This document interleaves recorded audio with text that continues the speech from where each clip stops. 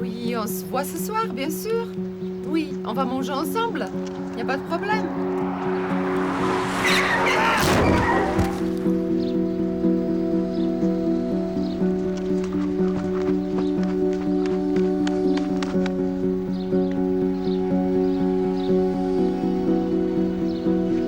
Allô? Écoute-moi. Un accident. Un accident est arrivé.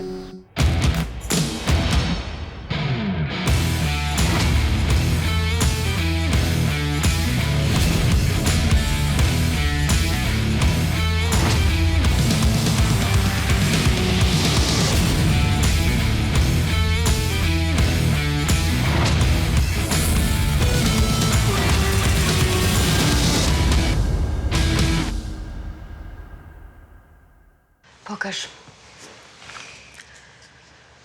37,5. Kurczę, po lekarstwie spadła tylko 1 stopień. Głowa cię boli? Spać mi się chce. Słuchaj, ja nie mogę kolejny dzień nie iść do pracy, bo mnie wyrzucą. Mogę zostać, nie boję się. Nie mogę cię zostawić. Zadzwonię do babci. Nie chcę, wolę sama. Przecież już zostawałam. Tak, ale nie w chorobie. To przygotuj mi lekarstwa i dzwoń do mnie, żebym wzięła. Sama nie wiem. Jezu, czego?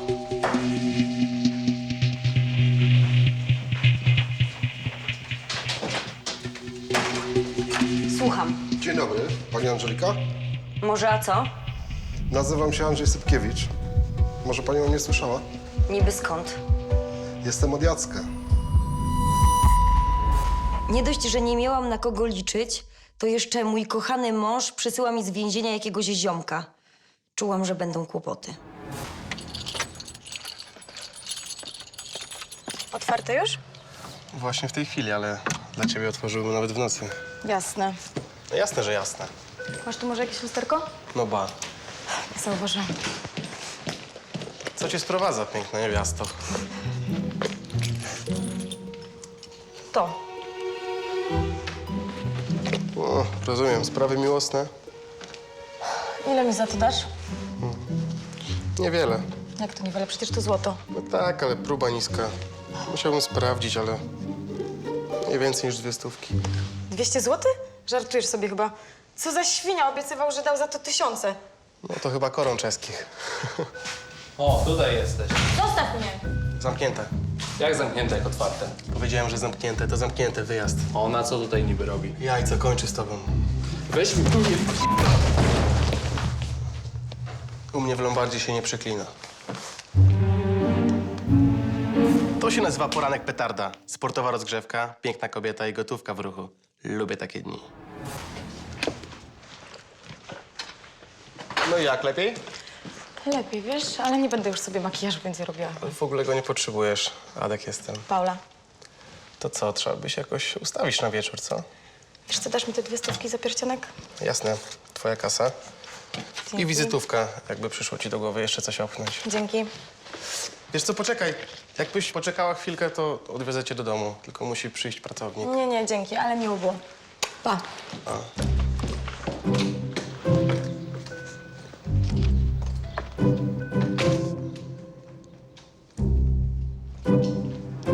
Czułem, że to mógł być początek fajnej znajomości. Laska była bezpośrednia, tak jak lubię.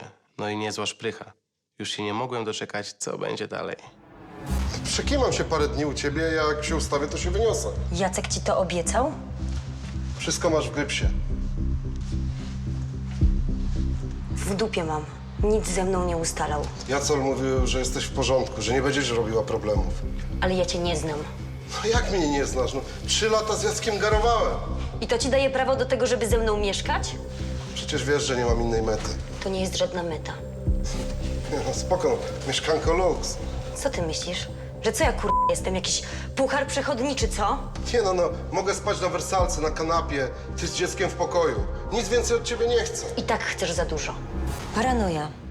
Mój mąż odsiadywał 8-letni wyrok za udział w grupie przestępczej i nawet za kratę dokładał mi kłopotów. Miałam dość. Dzień dobry. Dzień dobry. W czym mogę pomóc? Wie pan, ja obraz przyniosłem. O, O, młody, coś dla ciebie. Co pan tam dla nas ma? Tylko ostrożnie proszę, bo to pamiątka rodzinna, wie pan, także... Oczywiście. Nie no, to jest niesamowite. To jest Witkiewicz? Nie. Czyżewski, tak? Nie, proszę pana. Arentowski. To jest genialne. Dobra. Ile pan za niego chce? No wie pan, to jest bardzo cenna rzecz. To co, 1000 może być? Słucham? No bo wie pan, sztuka ma to do siebie, że jednym się podoba, a drugim nie. No i później to ciężko sprzedać. Być może, ale zdaje się, że pan nie bardzo wie, o czym pan mówi. Spokojnie. Proszę poczekać, zaraz ustalimy jakąś cenę. Skończony prostak. Zrozumiałem wtedy, dlaczego jego ojciec mnie zatrudnił. Ktoś go musiał pilnować. Obraz wygląda na autentyczny. Na pewno? Proszę pana. Spokojnie, kolega tylko jest ostrożny. No dobra, no ile go wyceniasz?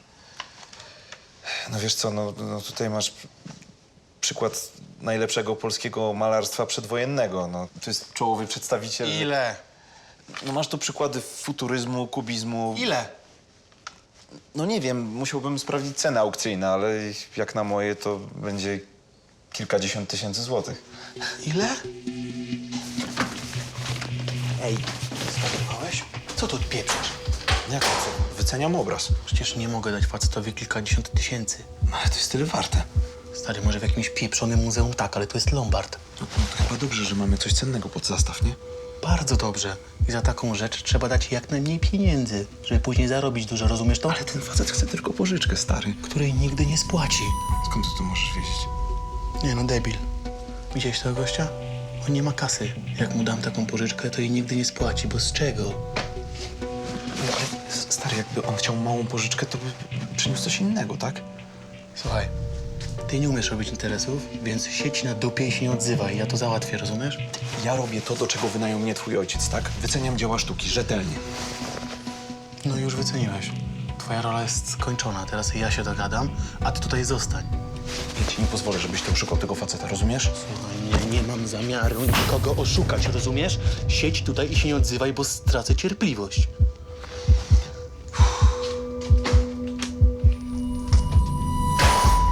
Nie lubię, jak mi się wchodzi w drogę.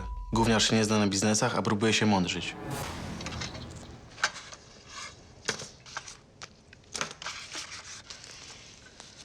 $3000. Decyzja należy do pana. Gdyby to chociaż było 6000. Wie pan, to wtedy może wyraziłbym zgodę. 4. I to tylko dlatego, że dobrze panu z oczu patrzy. Ja akurat lubię pomagać ludziom, ale no naprawdę więcej nie mogę, no bo szef by mnie zabił. Bardzo przepraszam. Adrian, pan Kazimierz chciałby z tobą porozmawiać. Dopinam transakcję, nie widzisz? Nie, pan Kazimierz chce z tobą rozmawiać teraz. Przepraszam pana na chwilkę. Proszę. Adek chciał wykorzystać okazję. A przecież było widać, że pan Antoni był w trudnej sytuacji. Nie mogłem na to pozwolić. Młody wszystko spieprzył. Już miałem facia na widelcu, był gotów dostać 4000. A ten dureń zadzwonił do mojego ojca. Po telefonie od Karola Kazimierz czym prędzej przybył do Lombardu, żeby rozwiązać sporną sytuację. Antoni Wierzejski, miło mi. No, co tutaj mamy? Panie Kazimierzu, stuletni obraz jednego z czołowych polskich malarzy. Prawdziwa perełka.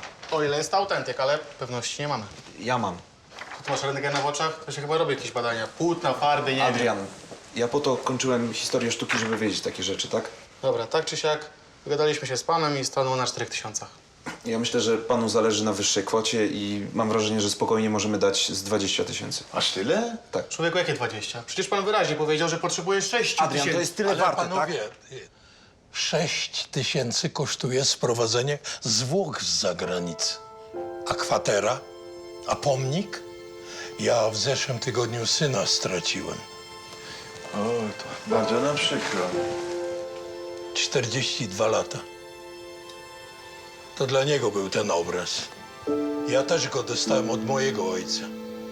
A teraz Nawet nie mam go komu przekazać. I to była kolejna łzawa historia. Do Lombardu ludzie często przynoszą swoje problemy.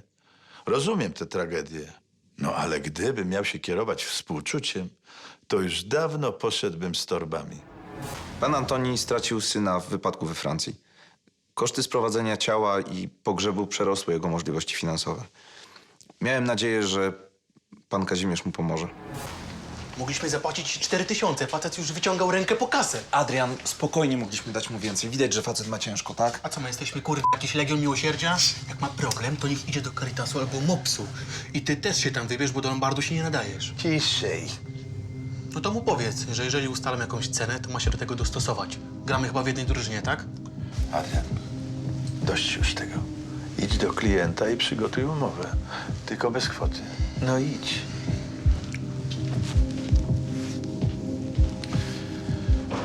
Słuchaj, młody. Tu jest hierarchia i nie ty ją ustalasz. Jasne? On ma rację, bo gramy po jednej stronie. Panie Kazimierzu, czy o to chodzi, tak, żeby wykorzystywać człowieka w trudnej sytuacji? Tutaj wszyscy przychodzą w trudnej sytuacji. Niedługo sam się w tym połapiesz. No dobrze, ale gdyby to pana syn umarł, albo, nie wiem, córka. No. Przepraszam, nie o to chodzi, tylko pan naprawdę chce unieszczęśliwić tego człowieka, wykorzystać go? A ty jesteś pewien, że ten obraz to autentyk? Na 100%. No, nie byłem na 100% przekonany o autentyczności obrazu. Ale sprawy zaszły tak daleko, że nie mogłem się wycofać.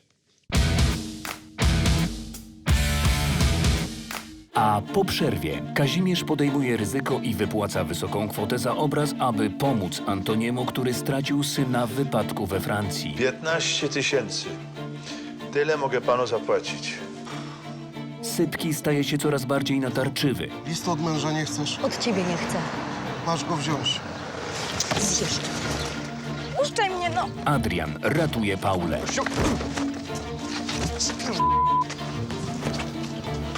Dobra, daj spokój. Dorwę cię. Darek chce zmusić Angelikę do współpracy z policją. O Sypkiego chodzi. Andrzej Sypkiewicz. Nie kojarzę. Dobra, przestań kręcić, wiem, że to był. Więc lepiej będzie, jak zaczniemy współpracować. Dla kogo lepiej? Bo ja wiem, jak kończą kapusie.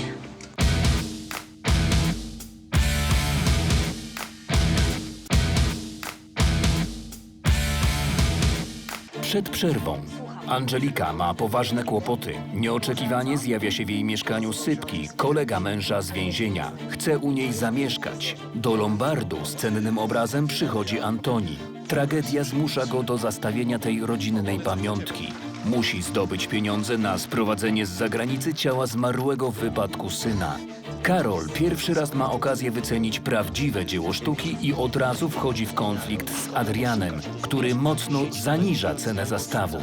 Do Lombardu przyjeżdża Kazimierz osobiście zająć się sprawą.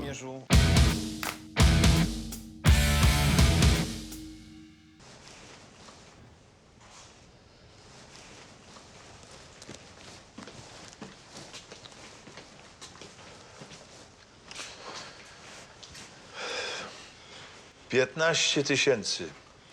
Tyle mogę panu zapłacić. Więcej boję się zaryzykować. Mówię szczerze. Niech mnie pan zrozumie. Ależ ja panu serdecznie dziękuję. Naprawdę.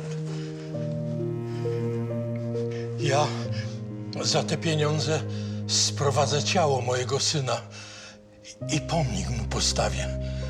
Granitowy.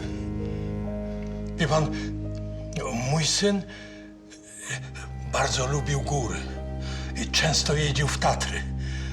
I mówił do mnie: tato, jakbyś ty widział, jak tam jest pięknie, jak tam jest cicho, to ja mu teraz na grobie położę kawałeczek tych jego gór. Znowu dałem się ponieść emocjom. Miałem tylko nadzieję, że młody miał rację i nie będę tego żałował. Gdzie to powiesimy?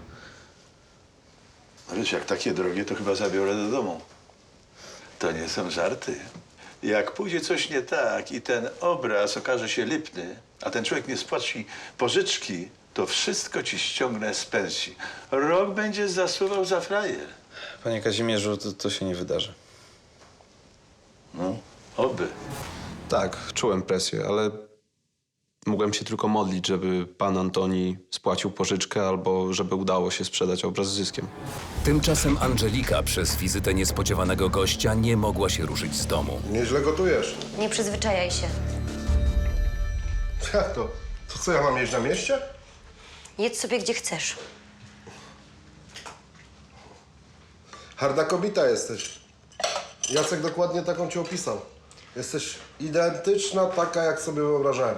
Słuchaj, nie wiem, o czym rozmawiacie w więzieniu i nie chcę wiedzieć, co sobie wyobrażasz, okej? Dobra, no nie tak ostro, dogadajmy się. Łażę przy sobie. Spokojnie, no przecież nic ci nie zrobię. Zbieraj się.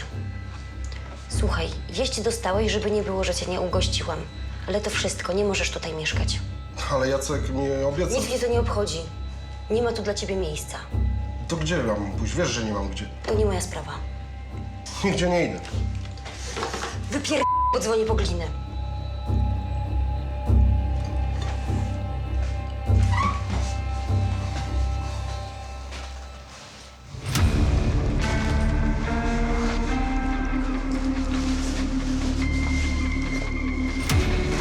Pożałujesz.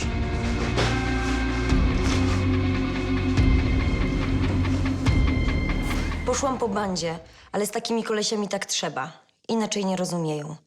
Ale i tak czułam, że to nie koniec kłopotów. Ostatnią klientką przed zamknięciem lombardu była Grażyna, żona Ziutka. Przyszła odebrać sprzęt, który zostawił jej mąż, by mieć pieniądze na wódkę. No każdego dnia trzeba go pilnować. Na chwilę nie można go spuścić z oka, bo zaraz coś z domu wyniesie. Do kaloryfera przykuć, jeść nie dać, to się uspokoi. No ja już go kiedyś przypięłam po pijanemu do kaloryfera. Łańcuchem z kłódką. I wie pan, co zrobił? Jak miałam coś głupiego. Kolegów zwołał z ulicy i go odcięli razem z kaloryferem.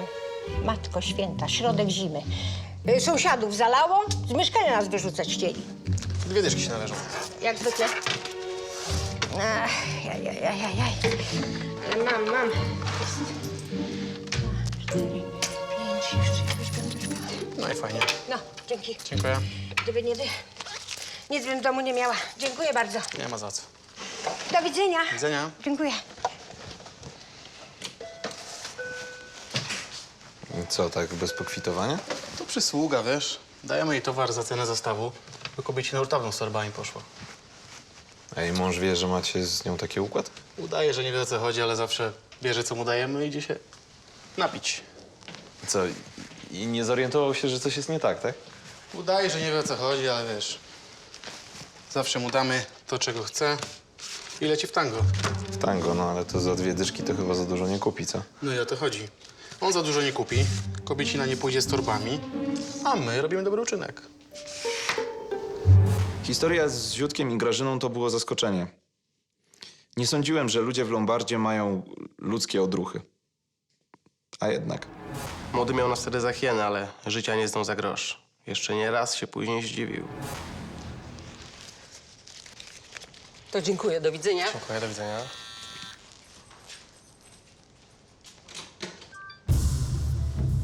No, wiedziałem. Młody, zwijamy się, dawaj. Poczekaj, jeszcze nie skończyłem. Dobra, jutro skończysz. Kobieta mnie wzywa, nara. Byłem pewien, że panna się odezwie prędzej czy później, no ale nie sądziłem, że tak szybko. Czułem, że mogła być ostro napalona. Puszczaj mnie, no. To przestań przycinać Zostaw mnie. Zostaw mnie. Zostaw ją, gościu! Mocniej? Dobra, daj spokój. Dorwę cię. Co robimy z takim rozpoczętym wieczorkiem? A co proponujesz? Chodź. Chciałem zaproponować, żebyśmy poszli do mnie, no ale poszliśmy na dyskotekę. Też było fajnie, chociaż trochę popłynąłem.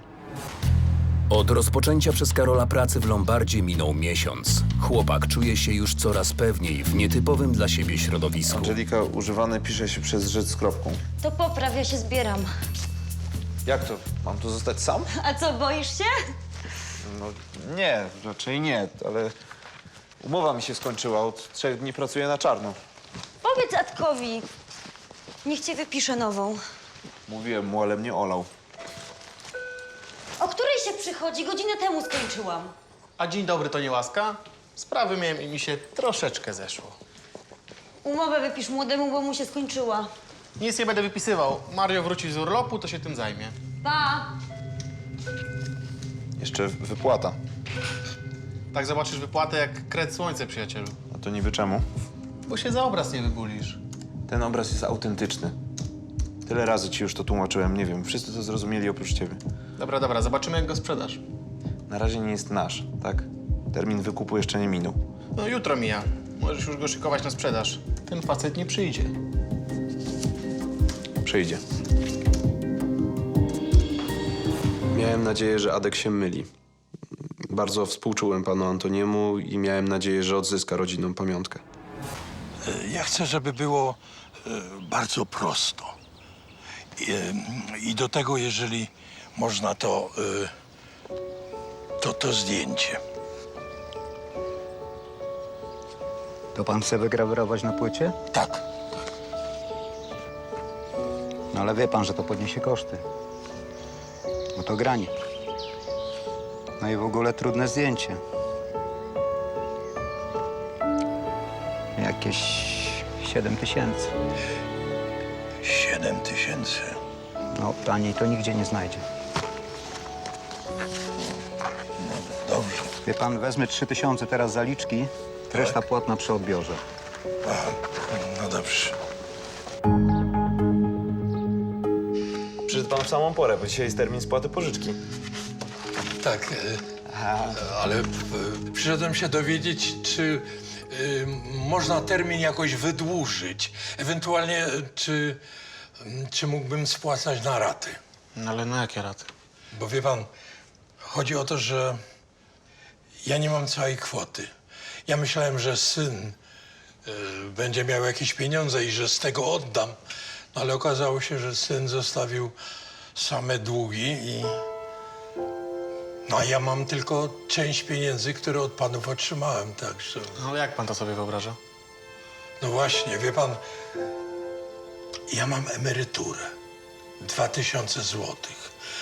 I myślę, że mogę odkładać. No i co, po stówce będzie pan nam spłacał? No nie, no.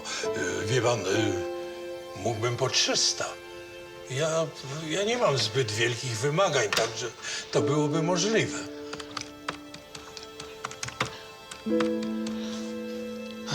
To będzie 50 miesięcy spłat plus odsetki. No, życia panu nie starczy. Adrian, daj spokój, tak? Ale co daj spokój? No nie ma takiej możliwości, wiesz jak jest. Nierealne.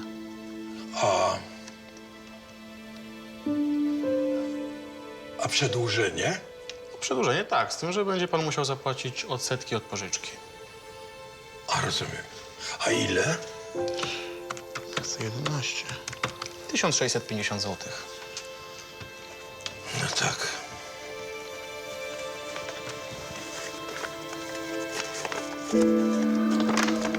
Wiedziałem, że wyjdzie na moje. Wiele razy to widziałem. Człowiek łudzi się, że znajdzie pieniążki na wykup, płaci odsetki, a pieniążków i tak nie ma.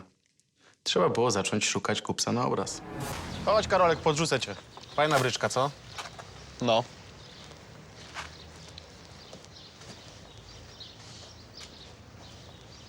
Te prowizje to już sobie mogłeś odpuścić. Chłopak, daj już spokój, okej? Wiedziałeś, że facet ma ciężko.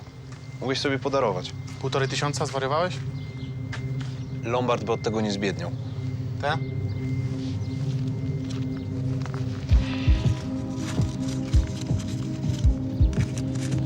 Proszę bardzo. 1480 zł. To jest twoja wypłata. Taki jesteś kozak, to dasz dziadkowi. Ze swoich, nie z firmowych. Ze swoich już nie łaska?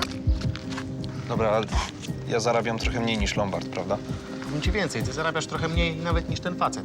Ale tak jesteś pomocny, Dobromir, to proszę bardzo. Nie wiem, to mogłeś mu przynajmniej rozłożyć na raty. Jakbym tak każdemu rozkładał, to byśmy dawno z torbami poszli. Posłuchaj, ten facet przeżył tragedię, tak? Zginął mu syn. Czujesz to? Czuję. Kojarzysz tą babkę, która dzisiaj przyszła z radiem? No i co? No i to, że jej oddam to radio i nie będę jej naliczał prowizji. Ale dziadkowi obrazu nie odpuszczę. Bo on ma za co żyć, a ta kobieta nie ma co jeść, rozumiesz? Nie odezwałem się, bo co miałem powiedzieć? No, Adek to kawał drania, ale tym razem miał rację. Tymczasem Angelika po załatwieniu różnych spraw znów późno wraca do domu, gdzie czeka na nią córeczka. Marysia, ile razy ci mówiłam, żebyś się zamykała na zamek? Dzień dobry. Co pan tu robi? A mam do pani kilka pytań. Ale jakim prawem pan tu wszedł? Marysia mnie wpuściła. Akurat była sama w domu. Ale zapytałam przez drzwi. Nie no, Marysia akurat zachowała się fantastycznie, bo nawet kazała mi pokazać identyfikator do wizjera. Ale to dalej nie daje panu prawa do wejścia tutaj. Dobrze, ale spokojnie. Nie przyszedłem kontrolować, tylko porozmawiać.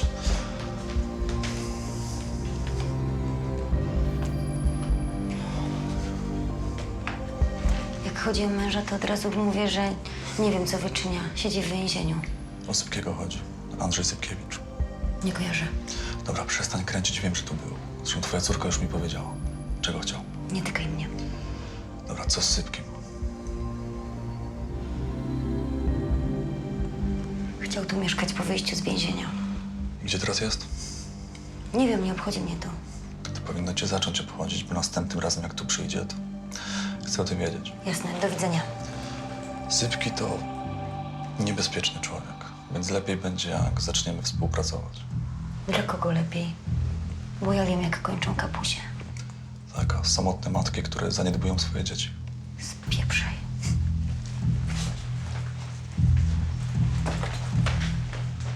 Cześć, Marysia. Cześć.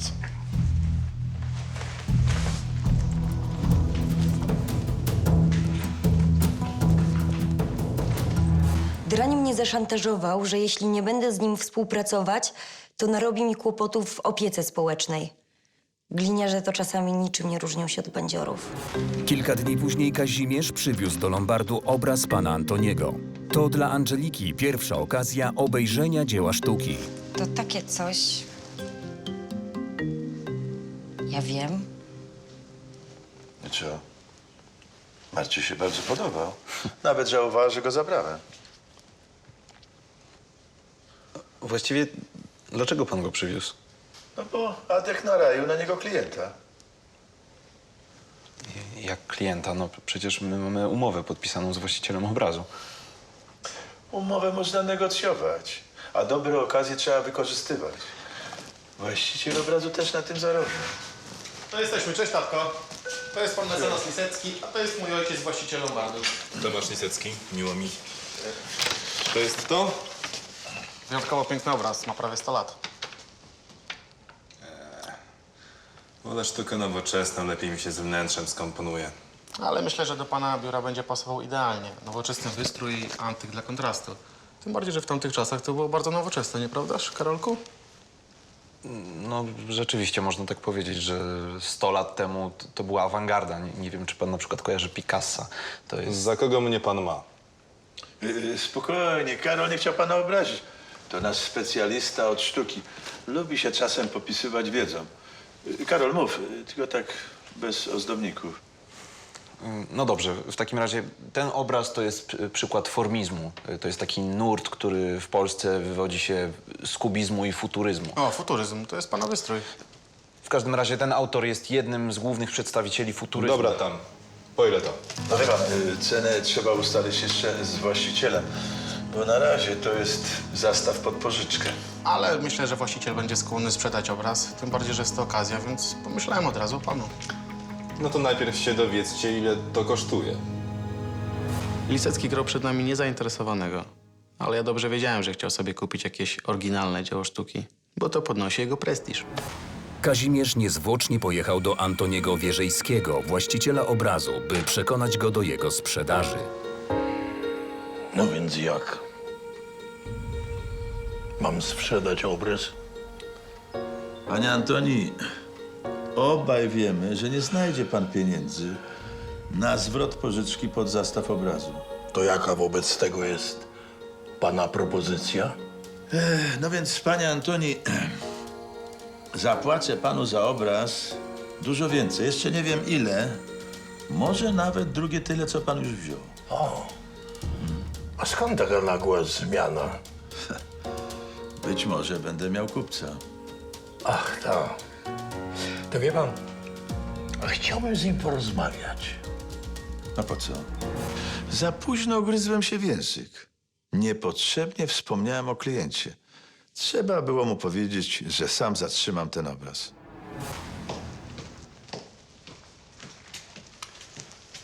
Dziękuję. Proszę.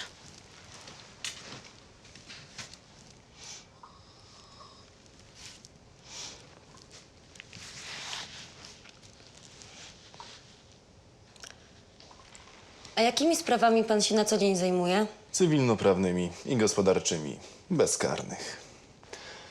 Gdyby miała kiedyś pani jakiś problem, to zapraszam do siebie. Dam zniżkę w ramach znajomości, Przecież my się nie znamy. ale możemy się poznać. Jesteśmy! No, panie Antoni, to jest właśnie mecenas Lisecki, a to jest właściciel obrazu, pan Antoni Wierzejski. Miło mi. Świetnie, że pan jest. Przekonali mnie, że pana obraz będzie pasował do mojego gabinetu. O, być może, jeżeli zgodzę się na sprzedaż. A co znaczy jeżeli? Myślałem, że pan wszystko dogada, bo jeżeli nie, to marnuje pan mój czas. Nie, pan Antoni chce trochę pana poznać. Tak? Ale pan wie, że to nie jest ślub. Pan zdaje się jest prawnikiem, prawda? Bardzo dobrym prawnikiem. O, nie wątpię. A jakim pan jest człowiekiem?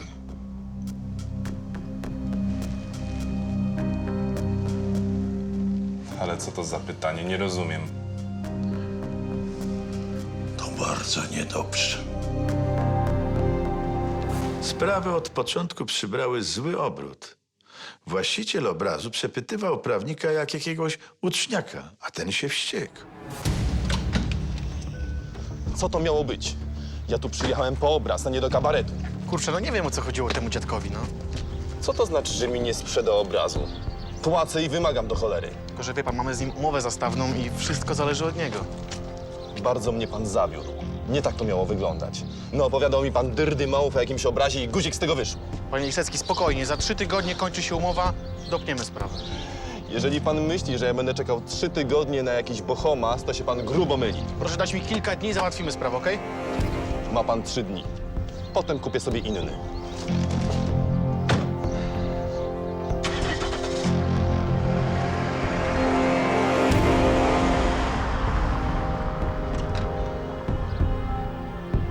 Ale byłem wściekły. To ja się staram, znajduję klienta, żeby dziadek zarobił, a ten mi tutaj szlachcica odgrywa. Musiałem dopiąć tą sprzedaż. Honorowo. 3 dni później Angelika w drodze do pracy zaczepia Sypki, kolega z więziennej celi jej męża Jacka. Co tu robisz? Mam gryps od twojego męża. Nie chcę. Jak chce, to niech napisze zwykły list. Napisał gryps i kazał ci go dostarczyć. Nie chcę, nie wchodzę w tę historię. Co? Listu od męża nie chcesz? Od ciebie nie chcę. Masz go wziąć. Zjesz. Nie myśl sobie, że to koniec.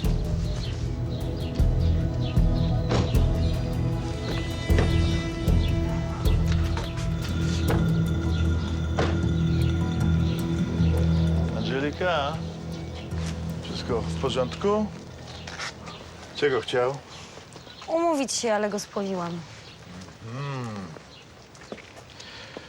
Adek znowu naraił na obraz klienta. Mam nadzieję, że tym razem pójdzie lepiej. Nie chciałam wtajemniczać szefa w moje problemy osobiste. Sądziłam, że poradzę sobie z nimi sama. Nie lubię mieć długów wdzięczności. Chyba go tu zostawię, no. Dość tego wożenia, nie? Oj, Żulku, może już nie będzie trzeba. To jest właśnie pan Eugeniusz, który jest zainteresowany kupnem naszego obrazu. Eugeniusz Śliwa? Dzień dobry, Barski. Wie pan, gdyby to był nasz obraz, to nie byłoby problemu. Adek, wspomniałeś panu, że czeka go jeszcze rozmowa? Oczywiście, pan Eugeniusz już nie może się doczekać spotkania z panem Antonim. Aby się pan nie rozczarował. No, mam nadzieję, że nie. Proszę bardzo. Oto i on. Portret mężczyzny spod ręki Zyndrama Rentowskiego. Więc jednak to prawda. Ale nie trzeba wąchać. Farba wywietrzała przez 100 lat. To jest autentyk, nie podróbka. Bardzo przepraszam, ale musiałem sprawdzić. Przecież chodzi o duże pieniądze. No widać elementy późnego formizmu z elementami koloryzmu. No piękne to jest, piękne. Myślę, że jest to rok 21-22. Mam rację? No wie pan, nie wiem, o to trzeba spytać naszego znawcę. Tak, ma pan rację. Zastanawiałem się, skąd taki prostak jak Adek wytrzasnął człowieka, który najwyraźniej znał się na sztuce.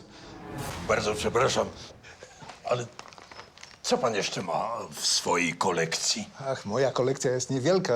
No, posiadam 2 szkice Witkacego z późniejszego okresu portretowego, a także niewielki obraz formisty Czyżewskiego. Ach, tak.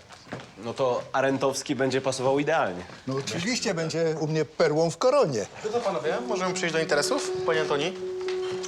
Ależ tak, oczywiście. Myślę, że pan Eugeniusz jest właściwym człowiekiem. To wystarczy tylko podpisać umowę.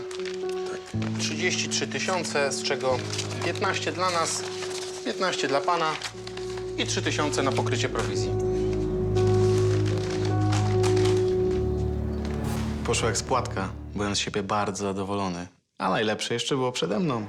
Wszystko dobrze się ułożyło. Uznałem, że tym razem Adek stanął na wysokości zadania. Jeszcze nie wiedziałem, jak bardzo się pomyliłem.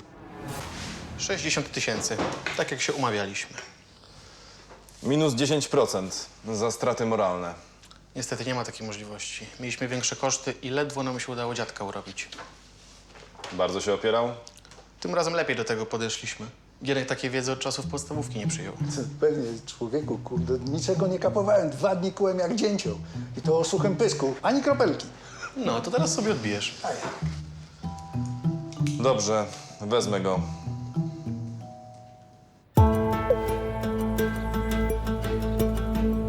Masz, dziadzio, twoja dola. Ty, dorzuć jeszcze 500. Kurde, wiesz ile dałem na fryzjera? Umawialiśmy się na tysiaka. Ty, ale zarobiłeś 3 dychy, nie? No i co z tego?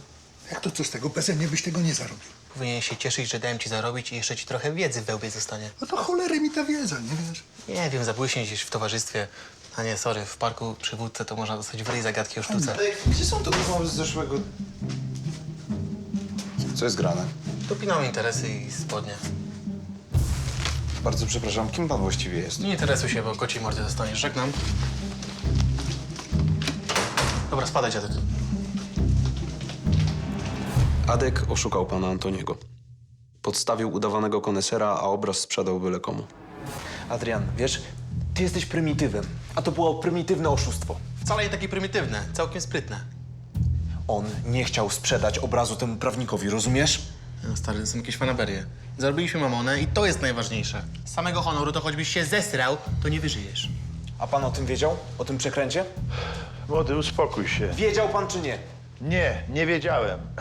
Ale nie uważam, żebyśmy kogokolwiek oszukali. To jak pan to nazwie? A znasz takie powiedzenie, że czego oczy nie widzą, tego sercu nie żal? Dziadkowi nie stała się żadna krzywda. Obraz i tak by stracił, bo nie miałby za co go wykupić. A tak zarobił dobre pieniądze. No tak, ale najważniejsze, że wy zarobiliście jeszcze więcej. Zarobiliśmy, ile zarobiliśmy. A to jest twoja dola, koralu złoty.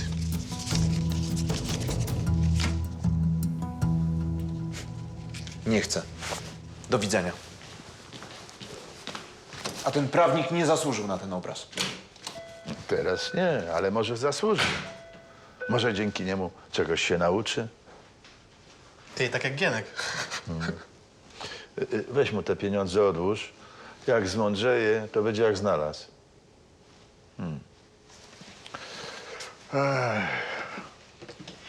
Daj, schowam. W Lombardzie nie można się przejmować każdym przypadkiem. Dramatyzm na porządku dziennym i to dużo większy niż jakiś tam obraz. Po burzliwych wydarzeniach Angelika wraca do domu, gdzie znów czeka na nią niemiła niespodzianka. Spójrz, tata do nas napisał.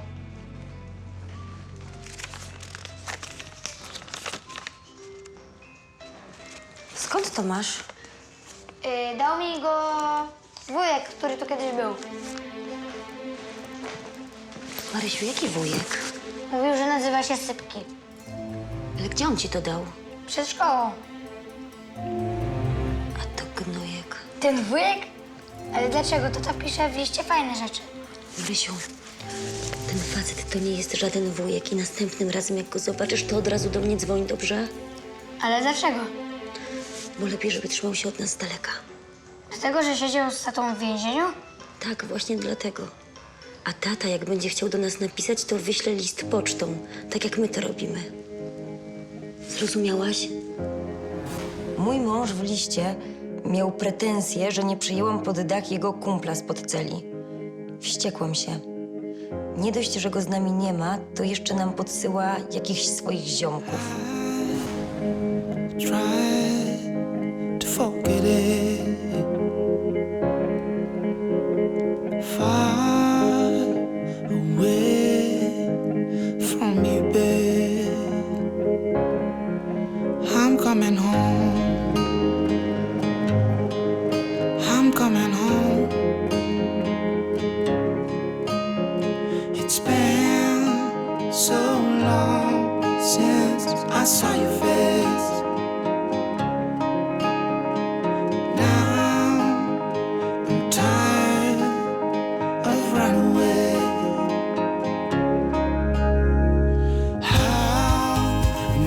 Times did I fall for you? How many times didn't I know what to do? I'm coming home. A w następnym odcinku, podczas widzenia, Angelika kłóci się z mężem. Nie chcę widzieć twoich kumpli. Zdrezujesz. Jacek, ja mam dość. Komornik rozpoczyna postępowanie egzekucyjne wobec sklepikarza. 3000? Mało. Jeszcze 4. W tygodniu będę miał. To zabieram kasę fiskalną. Mąż Angeliki podrzuca jej gryps. Krew dla Sypkiego. To ważne. Nie ma mowy. Zdesperowany sklepikarz zastawia w Lombardzie maszynę do gry. Weszli mi na konto i maszynę też chcieli zająć, ale pogoniłem. Policjant Darek śledzi Angelikę. Paula, nowa dziewczyna Atka, kradnie wygraną z zastawionej maszyny. Nie grasz już? Nie, znudziło mi się. Coś ci spadło.